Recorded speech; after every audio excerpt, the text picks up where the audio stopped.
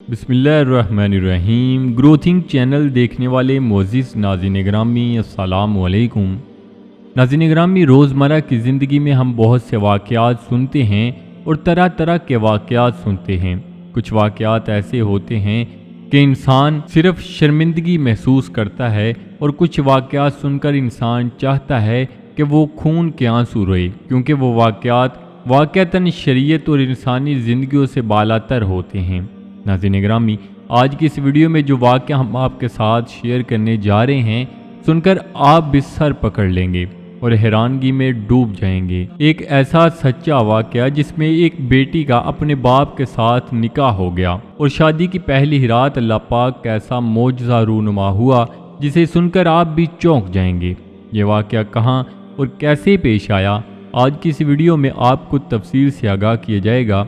मगर आगे बढ़ने से कबल नए आने वाले दोस्तों से गुजारिश है कि चैनल को ज़रूर सब्सक्राइब कर लें और साथ लगे बेल आइकन पर लाजमी क्लिक कर दें ताकि मुस्तकबिल में अपलोड होने वाली वीडियोस का नोटिफिकेशन आप तक बर वक्त पहुँचता रहे। नाज़रीन ग्रामी, ऑस्ट्रेलिया का एक इलाका जो शहर से बहुत मुसाफत पर वाक़या है और वहाँ पर रहने वाले लोगों का शहर से कोई तल्लक ही नहीं है। वो लोग झोंपड़ियाँ बनाकर अपनी सब्जियां और फल उगाकर अपना गुजर बसर करते हैं। उस इलाके का नाम पंचगढ़ है। वहाँ के लोग ना ही हिंदू हैं और ना ही मुसलमान। वो ना तो अल्लाह को मानते हैं और ना किसी भगवान को पूजते हैं।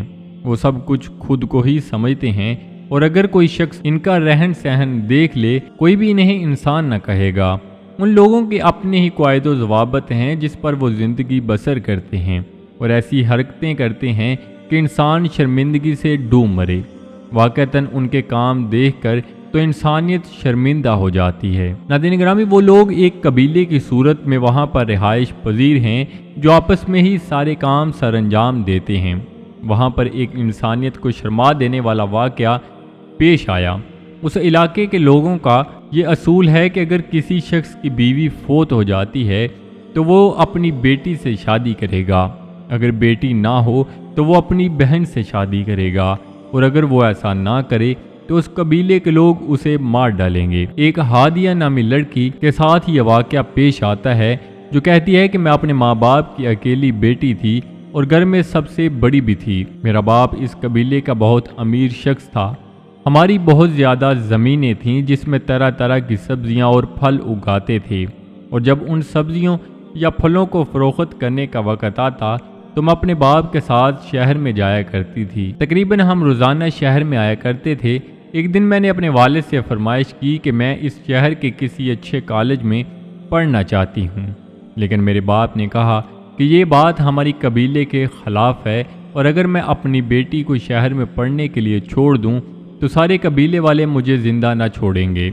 मैं अपने बाप की ये बात सुनकर खामोश हो गई, लेकिन मैं जब भी शहर आती तो मेरे दिल में यही ख्वाहिश होती कि मैं भी बाकी लड़कियों की तरह तालीम हासिल करूं और एक अच्छे माशरे में रहूं। मैंने एक दिन दोबारा अपने बाप से बात की और इस बात पर इसरार किया कि मैं ज़रूर अब शहर में पढ़ाई करूंगी और एक अच्छी ज़िंदगी गुजारूंगी।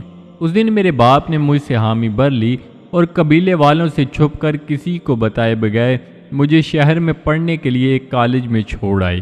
मैं भी अब बहुत ज़्यादा खुश थी क्योंकि मेरी ज़िंदगी की सबसे बड़ी ख्वाहिश पूरी हो गई थी। उस कॉलेज में बहुत से मज़हब से तल्लक रखने वाली लड़कियां तालीम हासिल करती थीं। पहले दिन से ही एक मुसलमान लड़की से मेरी दोस्ती हो गई और हम इकट्ठे एक ही हॉस्टल में रहा करते थे। वो 5 वक़्त की नमाज भी अदा किया करती थी और जो हिंदू लड़कियां थीं वो अपने तरीके से अपने भगवान को मानती थीं, लेकिन मैं खुद को बड़ा अजीब महसूस किया करती थी कि मैं क्यों किसी को नहीं मानती।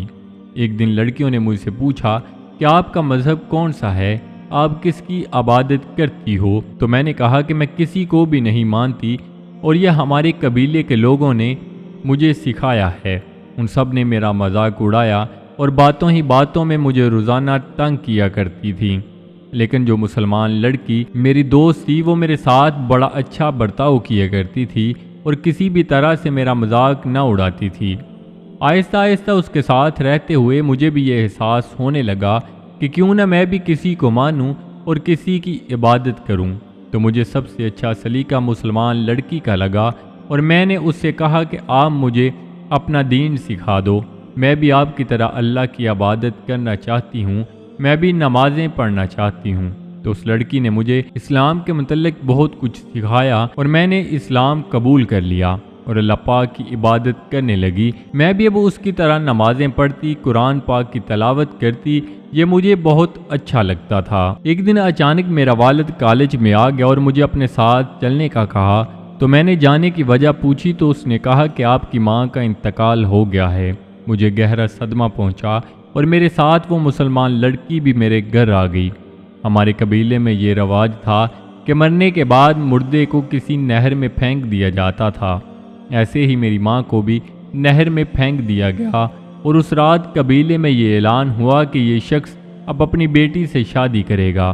یہ بات سن کر تو جیسے میرے اوپر پہاڑ گر گئے ہوں، اور جب میرے ساتھ مسلمان لڑکی نے یہ بات سنی تو بہت حیران ہوئی اور مجھے کہنے لگی کہ بیٹی اور باپ کا اتنا عظیم رشتہ ہے اور کیسے ایسا ہو سکتا ہے کہ ایک باپ اپنی ہی بیٹی سے شادی کرے۔ لیکن یہ بات میرے باپ کے لیے کوئی عجیب بات نہ تھی، وہ بالکل رضامند تھا۔ میرے پاس بھاگنے کا بھی کوئی بھی راستہ موجود نہ تھا، اس لیے مقررہ دن پر میری شادی میرے باپ سے کر دی گئی۔ مجھے تیار کر کے ایک کمرے میں بٹھایا گیا تھا اور میں رو رو کر اللہ پاک سے دعائیں مانگ رہی تھی کہ اسی دوران میرا والد، جو اب میرا شوہر بن چکا تھا، چہرے پر خوشی کے آثار لیے کمرے میں داخل ہوا، جسے دیکھ کر میرا جسم کانپ رہا تھا کہ اچانک میرے قریب آ کر وہ گرا اور ایسا گرا کہ اسی وقت مر گیا۔ اس کے بعد ہمارے خاندان میں کوئی بھی لڑکا موجود نہ تھا جس سے میری شادی کی جاتی، اس لیے دوسرے ہی دن میں نے اپنی مسلم دوست کو ساتھ لیا اور وہاں سے نکل گئی۔ مجھے معلوم تھا کہ اب یہ قبیلے والے میرا پیچھا کریں گے اور یہاں تک بھی پہنچ جائیں گے، اور اس لیے میں نے اس ملک کو خیر باد کہا اور سعودیہ کے لیے روانہ ہو گئی۔ سعودیہ پہنچ کر میں نے عمرہ کیا اور وہاں پر ہی ایک اسلامک سینٹر میں ٹیچنگ کرنے لگی۔ ناظرین گرامی، اس ترقی یافتہ دور میں بھی ایسی جاہلیت والے کام انسانیت کو شرمندہ کر دیتے ہیں اور انسان سوچنے پر مجبور ہو جاتا ہے کہ اب بھی ایسے جاہل لوگ اور ایسے جاہل قبیلے موجود ہیں جو اس طرح کی حرکتیں کرتے ہیں، مقدس رشتوں کا تقدس پامال کر دیتے ہیں۔ حالانکہ باپ بیٹی کا رشتہ اور بہن بھائی کا رشتہ ایک ایسا مقدس رشتہ ہوتا ہے جسے ایسے جاہل لوگ ایک پل میں اس رشتے کی دجیاں اڑا دیتے ہیں۔ اللہ پاک سے دعا ہے کہ اللہ پاک ہم سب کو حضور پاک صلی اللہ علیہ وآلہ وسلم کی تعلیمات پر چل کر زندگی بسر کرنے کی توفیق عطا فرمائے، آمین۔ تو جی ناظرین، یہ تھی ہماری آج کی ویڈیو۔ امید کرتے ہیں آپ کو ضرور پسند آئی ہوگی۔ ویڈیو کو لائک کر کے دوستوں کے ساتھ شیئر کرنا مت بھولیے گا۔ ملتے ہیں ایک نئی ویڈیو کے ساتھ۔